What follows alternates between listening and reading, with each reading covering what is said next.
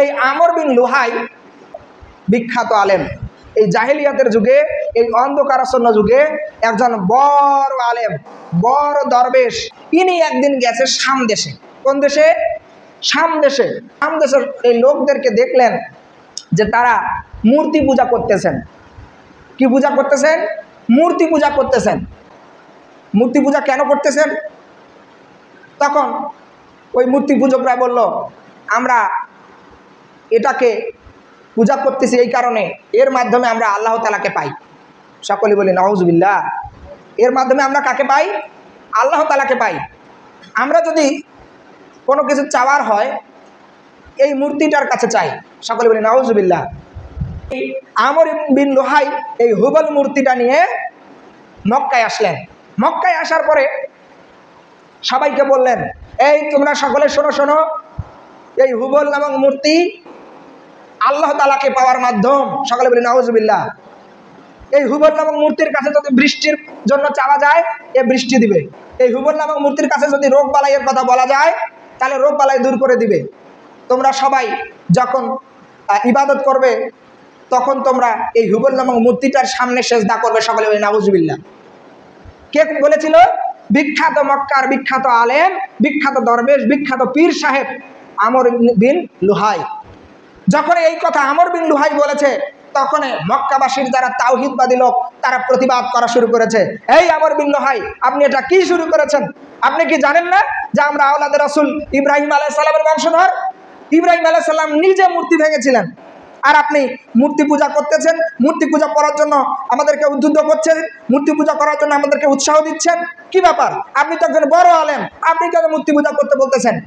তখন আমর বিন লুহাইকে যারা মনে প্রাণে বিশ্বাস করতো, ভালোবাসতো, তার যারা ভক্ত, তারা বলছে, কি বলতেছো তোমরা? একজন কামেল পীর আমর বিন লুহাই, একজন পীর সাহেব, একজন দরবেশ, একজন আলেম, এর থেকে তোমরা কি বেশি বুঝো? তখন অধিকাংশ লোকেই তার জ্ঞানের কাছে হেরে গেল। সে তো একজন বড় আলেম, তার দ্বারাই তো ভুল হতে পারে না। একজন বড় আলেম, অথচ তার দ্বারাই কি হচ্ছে? শিরক হচ্ছে। ইনি আবার কি করলো? চিন্তা করতেছে, মূর্তিটা তো আনলাম, হুবল মূর্তিটা তো মক্কায় আনলাম, তাহলে এই হুবল মূর্তিটা তো চারদিকে ছড়িয়ে দিতে হবে, কি করা যায়? তখন এই মূর্তিটা কিন্তু তার বাড়িতে রাখলো। হজের মৌসুম যখন আসলো, তখন এই হজের মৌসুমে যখন হাজিরা আসলো, অনেক বিভিন্ন প্রান্ত থেকে, বিভিন্ন গোত্র থেকে যখন হাজিরা আসলো, তাদেরকে ডেকে ডেকে বলল, এ অমুক ভাই, আসেন আসেন, এই মূর্তিটা নিয়ে যান। এই মূর্তিটা সামনে রেখে ইবাদত করলে আপনারা যা কিছু তাই পাবেন। সকলে বলি নাউজুবিল্লাহ। এভাবে প্রতিটা গোত্রের হাজিকে এই হুবল মূর্তি দেওয়া শুরু করলো। এই হুবল মূর্তি দেওয়া শুরু করলো। এই হুবল মূর্তি দেওয়া শুরু করলো। কারণ হাজিদের মাধ্যমে বিভিন্ন গোত্রে এই হুবল মূর্তি ছড়িয়ে পড়লো। সকলে বলে নাউজুবিল্লাহ। এভাবেই শিরক চারিদিকে ছড়িয়ে পড়লো। মনে রাখবেন, যখন মানুষ পথভ্রষ্ট হয়, যখন মানুষ ভ্রষ্টতায় পড়ে যায়, তখন চারদিক থেকে ভ্রষ্টতা ছড়িয়ে পড়ে। ওই যে করোনা ভাইরাস চীন থেকে শুরু হয়েছে, সেটা আস্তে আস্তে আস্তে আস্তে গোটা পৃথিবী ছড়িয়ে পড়েছে কিনা? তেমনি করে ওই যে শাম দেশ থেকে হুবল মূর্তিটা কোথায় নিয়ে আসলো? মক্কায় নিয়ে আসলো। মক্কা থেকে চারদিকেই ছড়িয়ে পড়লো এই হুবল মূর্তি।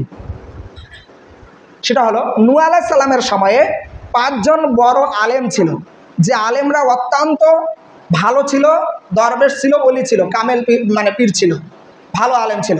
এরা এতই ভালো ছিল যে মানুষজন তাকে মানত, তাদেরকে মানত, এই 5 জন আলেমকে।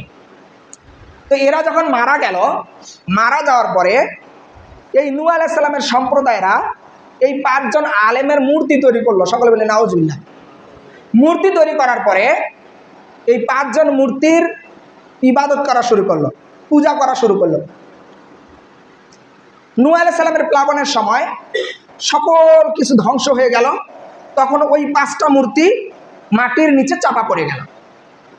এই 5টা মূর্তির নাম বা ওই আলেমদের নাম ছিল ওয়াত, সুয়া, ইয়াগুস, ইয়াউক এবং নাসর। 5 জনের 5টা নাম ছিল। তো মূর্তিগুলোরও নাম ওইটা দেয়, 5টা নাম।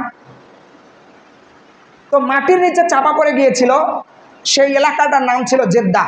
কি নাম? জেদ্দা।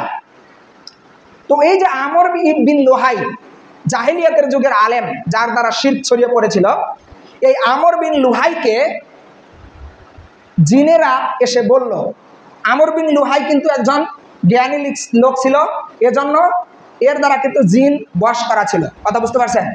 এই আমর বিন লুহাই একে জিনেরা বলেছিল যে ওই যে নূহ আলাইহিস সালামের সময় 5 জন আলেম ছিল, তার মূর্তিগুলা জেদ্দা শহরের মাটির নিচে চাপা পড়ে আছে।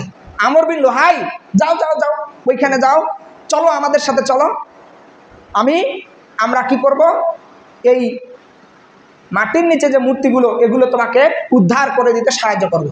জিনরা বলল। তখন এই আমর বিন লুহাই ওই জেদ্দা শহরে গেল। জেদ্দা শহরে যাওয়ার পরে জিনেদের মাধ্যমে মাটির নিচে চাপা পড়া যে 5টা মূর্তি, এই 5টা মূর্তিও বের করলো। বের করার পরে মক্কায় আনার পরে এই 5টা এবং হুবল নামক মূর্তি, এই 6টা মূর্তি একত্রিত করলো। করার পরে সেই সময় 6টা গোত্র, সেই 6টা গোত্রে 6টা মূর্তি দিয়ে দিল। এবং এই 6টা গোত্রে 6টা মূর্তি তারা ওই সময়ের পূজা করত। এভাবে 6টা মূর্তি যখন আস্তে আস্তে আস্তে আস্তে মানে ছড়িয়ে পড়লো, এবং এর ডিলার ছিল আমর বিন লুহাই, মানে বৃদ্ধি করার ডিলার।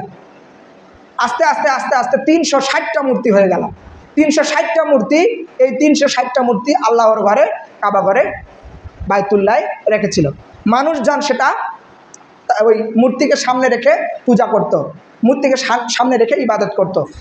এই 360টা মূর্তি আল্লাহর রাসূল সাল্লাল্লাহু আলাইহি সাল্লাম মক্কা বিজয়ের সময় সবগুলোকে সমূলে ধ্বংস করে দেন। সকলে বলি আলহামদুলিল্লাহ।